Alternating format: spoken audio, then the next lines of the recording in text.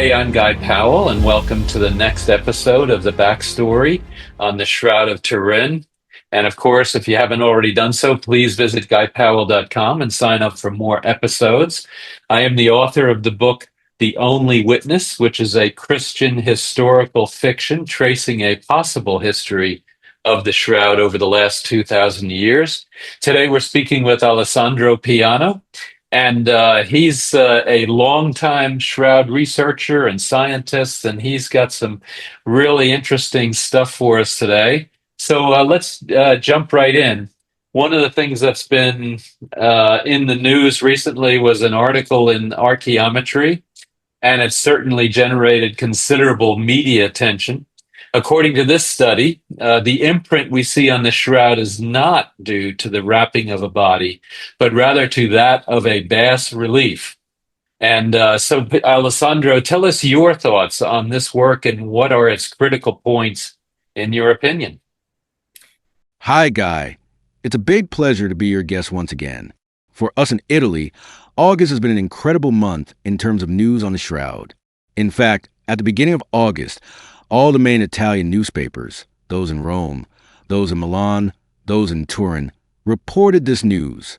A new study was shown in an unequivocal way that the Shroud has a medieval origin and would have been made through a bas-relief. I was the first to make a comment of this kind in Italy on this article after reading it, because there was so much background noise that something had to be done. I found it especially strange how the Italian press, in particular, treated the matter with great sufficiency. I think that most journalists are limited to reading an abstract of the article and not the entire article, or they're even limited to basing themselves on a press release, what the magazine may have done at the time of the publication of the article. The magazine is very important, and above all, it spoke of a theory, that of bas-relief, which has been denied for many years. If we think that the first time this theory was proposed, we were in the mid-1960s. Almost 60 years have passed. Despite this, the message that the Shroud was a false medieval was immediately passed. So the critical points that I revealed were immediately the most striking. The first is an approach, so to speak, of a methodological type exclusively. But you cannot make an approach of this type when you have to do with an object like the Shroud, where many factors come into play. Blood, microtraces, pollen, all things that have not been mentally considered by the study.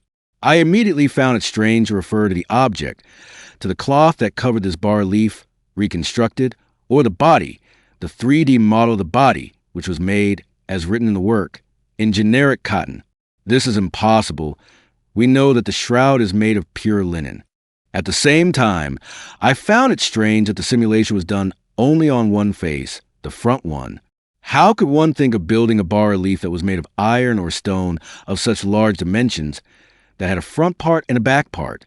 In the simulation, it is done only for what concerns the front part. Furthermore, there are many other things, starting with the use of photos of the night in Riga, which date back to 1931, and not the use of those are the photos a little more recent, which date back at least to 2002, those of Jean Durant. And the same is true for many other aspects. When looking for the moment of superimposition, one looks for an image that is generally defined as similar to the Shroud, very similar, almost the same. Science is not based on a small margin. Science is based on exact data. In addition, I noticed this very, very strange thing about wanting to use a base model, both for the reconstruction of the mannequin in 3D and for what concerns a bas-relief, which was done on the basis of the photographic positive. So it absolutely did not reflect what was the reality of the body that was wrapped inside the Shroud. So we are really talking about a lack of superimposition, left hand on right hand, left foot on right foot, which we all know. And then, above all, having started this work attributing to the Church an acceptance of the results of the radiocarbon exam, which in reality has never been, neither by Cardinal Vallestrero, nor by his successors, the pontifical custodians, nor by the pontiffs. So it was already based on a preconceived idea on what the Shroud was a fake.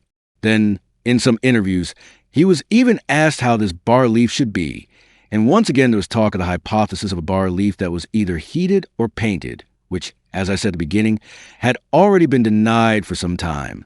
So it was really a necessary criticism, and it was not the only one from this point of view.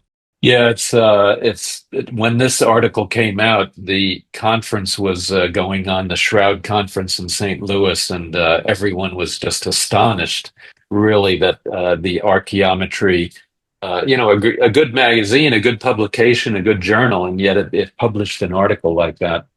Um, Now, one of the things too that took place at the Shroud Conference was a presentation on the Darcy's memorandum and some other things related to that.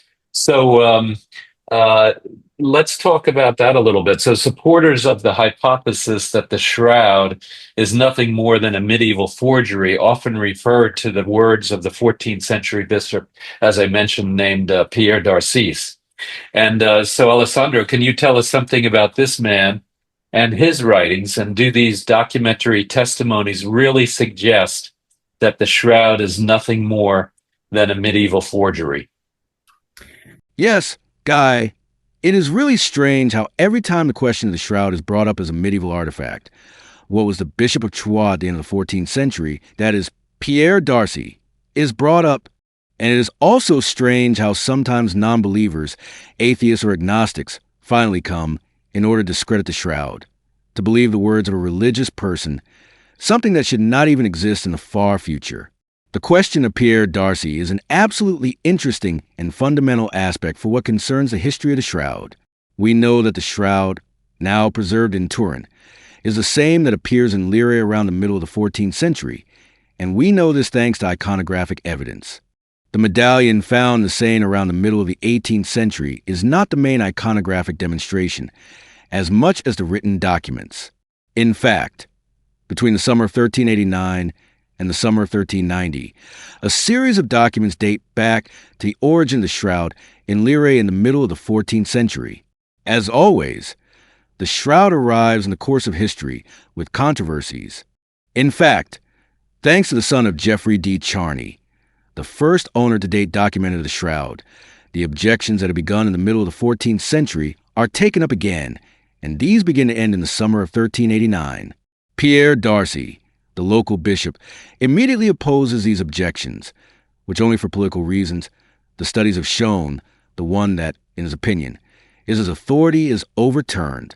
Because Goffredo 2D Charney asked for authorization from the pontifical allegate, Pierre de Thuris, and not from him, who was the bishop, the main manager of the diocese. In this, the historiography has written a lot. Documents have been found. Unfortunately, not all those of the period, and above, all those written directly by the de Charny family. Thanks to those who are the answers received by Pope Clement VII, the Pope of Avignon, or by the bailiff of Troyes, rather than by Pierre Darcy himself, we know how things went. Pierre Darcy directly opposes the objections of the Synodon for a fundamental reason, which in our eyes could really almost make us smile today, because these words come from a religious man. According to him, that Synodon cannot be true for the simple fact that in the Gospels we do not speak of that object.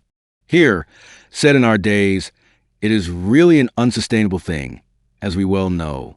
And on the other hand, he opposes it because, in his view, there is a great concern in that period that those objections, which were very frequent, not so much for what concerns only the Synodon, but also for other relics, could lead the people of God to break away from superstition and idolatry, which were the greatest risks of that historical period. So Pierre Darcy produces a memorandum, which has often been translated as a memorial, but this is not his exact translation. It is a promemory, that is, a sort of list of facts and events according to him, even if unfortunately in that document the leitmotif is a bit of the spoken word, not the demonstration of facts. So this veil is shown, which is reaffirmed as being the true sidereal of our Lord Jesus Christ. So he writes this memorandum, which apparently never arrived at the Avignon Curia, and he realized it after the studies of Ulysses Chevalier, who was the first to indicate Pierre Darcy as the person who had found the right documents to prove that the Synodon was not authentic. But Ulysses Chevalier studied the memorandum of Darcy so well that he did not bother to turn over the sheet in which the memorial was written and see that on the straight of the sheet was reported the name Guglielmo Falcone, the person who had to write that memorandum and indications in bureaucratic language and transmit it to the Avignonian Chancellery and then have arrived at Clement VII. So that document, for which all skeptics rely to prove that the Sindon is not authentic, is likely that in the hands of Clement VII it never arrived. It only arrived, perhaps, at the Curia, and from there it never arrived at the Pope of Avignon. In that document, it would be written that that canvas was nothing more than a fake, that his predecessor, Henri Dupuy, would even have discovered that fraud, and would even have identified the name of the artist capable of making that canvas. Well, the science of the 21st century, and especially that of the 20th, has shown that Pierre Darcy was wrong, because there is nothing artificial about that canvas. Yeah, it's so interesting that the medievalists, the Shroud medievalists, hold several of these arguments, and the Pierre Darcy's memorandum is one of those, and yet there's many references to the Shroud that are earlier than that. People refer to those as the lost years, and you've done a lot of research on the lost years, and so let's talk about your research there, and which we talked about in our first interview, but I'm sure you have some new insights to share. So tell us what some new insights that you have on those lost years. In fact, Guy, I thank you for the last interview, because it was a great moment to be able to delve into all the possible clues related to the lost years of the Shroud. In particular, last time I had announced a small novelty that concerned the Cistercians above all. So what could be the spiritual humus in which the Shroud may have found a way to appear within the 13th century, even in France? So well before what we officially think, through the documents, is its arrival almost a century later. And in particular, that family bond, that network between the families who had possessions in Greece following the Fourth Crusade, and above all in France, in the area of Burgundy and Champagne, which were all related to each other.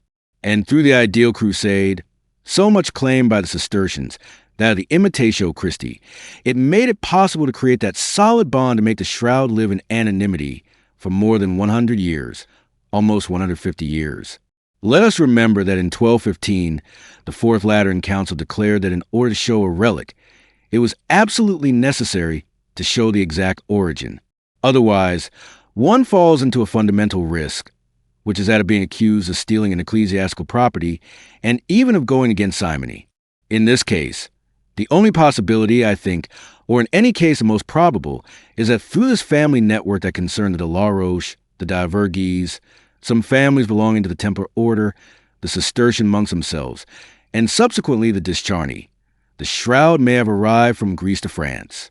And what I have added in recent years has been simply to review a letter from Innocenzo III together with a friend theologian that would evaluate what could be the presence of the sepulchral cross of Christ in Constantinople the day after the Fourth Crusade. Yeah, the that period is really very interesting, and the one period that it sounds like you have some really new research is the period between the Fourth Crusade and immediately after that. So the Fourth Crusade was when Constantinople was overrun by the Latins, and certainly there was so many different things were stolen and taken, and then it's not quite clear exactly what happened to the shroud. And it sounds like you've got some very interesting new information on that. So tell us about that and what happened after the Fourth Crusade and especially this letter from Pope Innocent III. The first is about the testimony of Robert de Clary, who sees inside the church of Santa Maria de Blacherna this cloth that he indirectly defines as very large, because it speaks of the envelopment of a body, so we can think that it was really very large, and on the other side it contained the image of the Savior.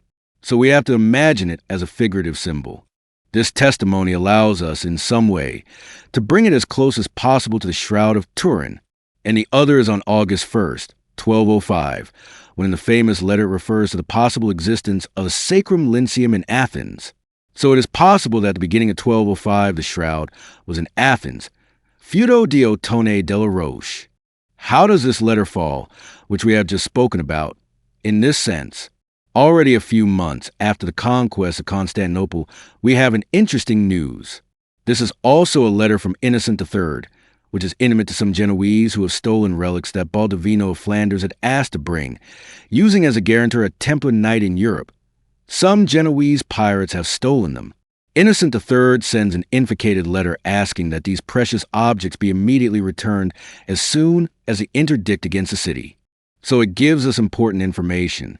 Innocent III knows that from Constantinople precious objects are already heading west, and secondarily, there are Templars who are acting as guarantors for the transport between the east and the west in November the same year.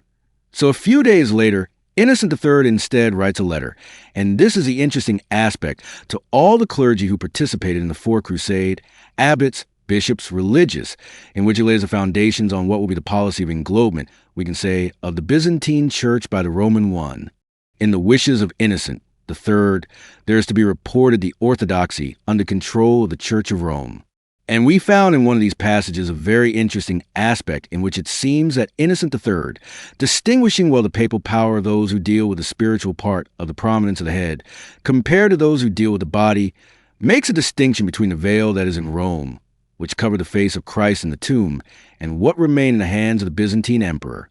So that veil that he has in Rome for a long time, starting from 1208, will do everything to give him an unparalleled political and religious importance, and it is what we probably know as the Veil of Veronica.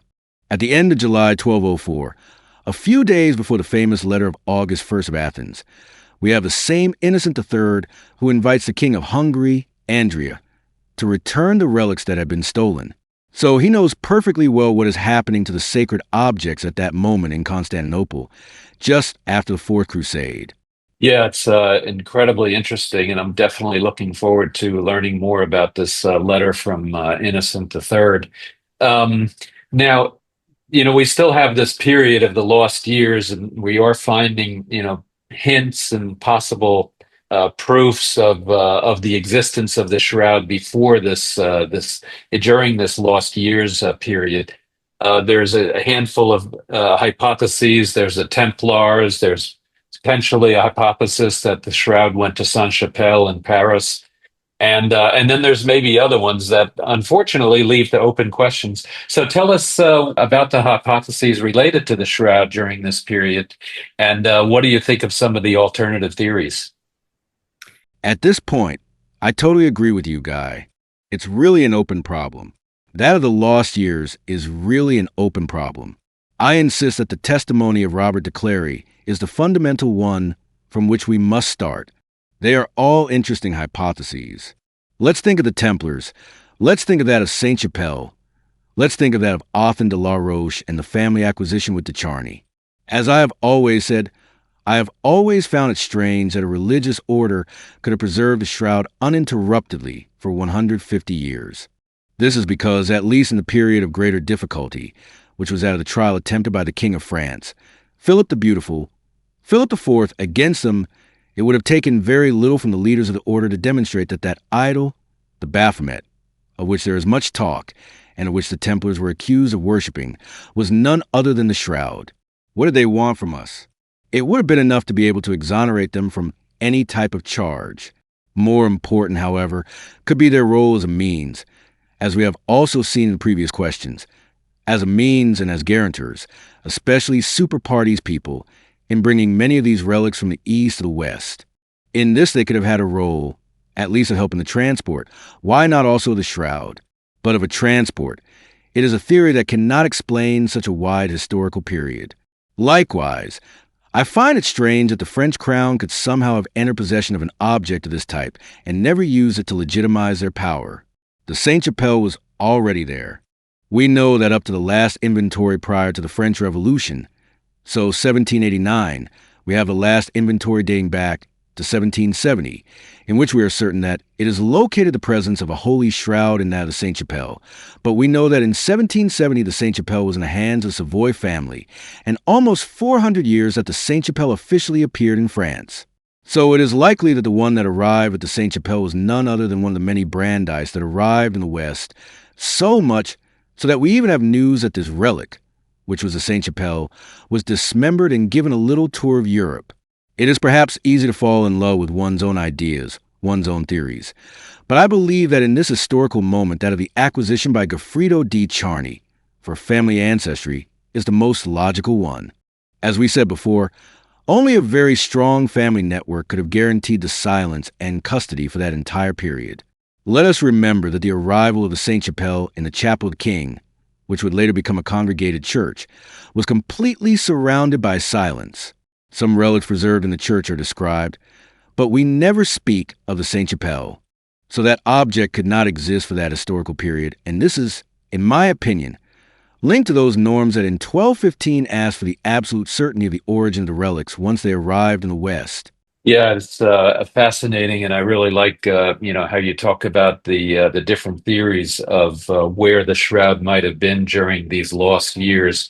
And it seems to me that the hypotheses are going to be there's going to be more information coming out hopefully every year that will lead us down a path that gets to one hypothesis that's better than the other ones. Alessandro, I wish we could go on, and I have a million questions for you and a million thoughts for you as well. But I wanted to thank you so much for being available and talking about the shroud and the lost years, and then certainly debunking the recent article from Cicero Moraeus. I can't remember how to pronounce his name, but again, thank you so much, and really appreciate it. Thanks a lot, Guy. I hope to see you very soon with new class today, new hypothesis, very new document, and I hope to work together with other scholars maybe on the missing years. Absolutely. Well, I've been doing some work on the images and the iconography of Jesus, going back to roughly the fourth century, and those whether they're influenced by the shroud and things like that. So I do want to talk to you about that, but that's for another time. Very interesting item. Yeah, exactly. Oh, it is. It really is. But anyway, for the audience, please stay tuned for many other videos in this series on the backstory of the Shroud of Turin. And if you get a chance, please visit GuyPowell.com and sign up for more episodes. Alessandro, thank you so much.